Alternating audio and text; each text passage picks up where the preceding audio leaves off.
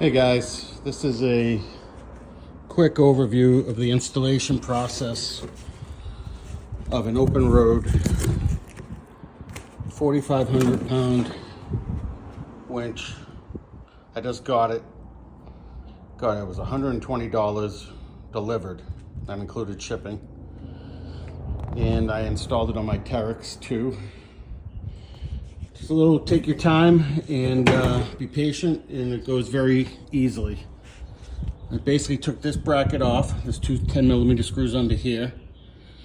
This comes off. And then it came with a mounting bracket, which I centered on here and drilled 4 holes into the plate that was already on the Teryx.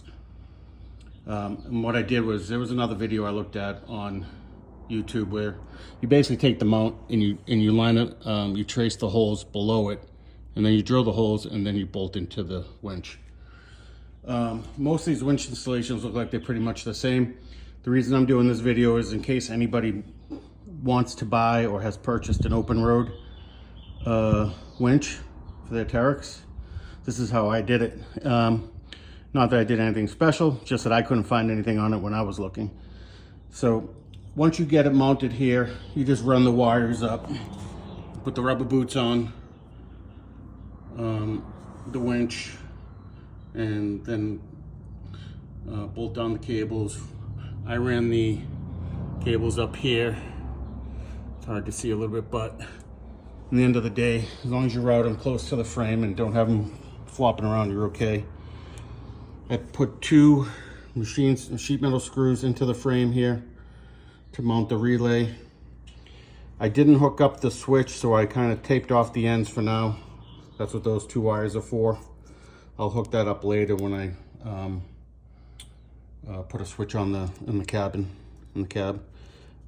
The rest of the connections are right there. 2 from the winch, 2 to the battery. This is the wireless receiver here.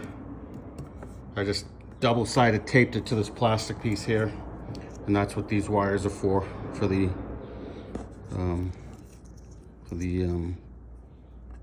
wireless receiver.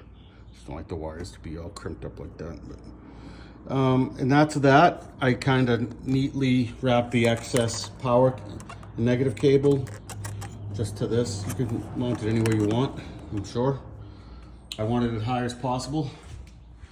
And then at the same time I did it, I hooked up my battery tender leads as well, so that I could charge the battery while it's not in use.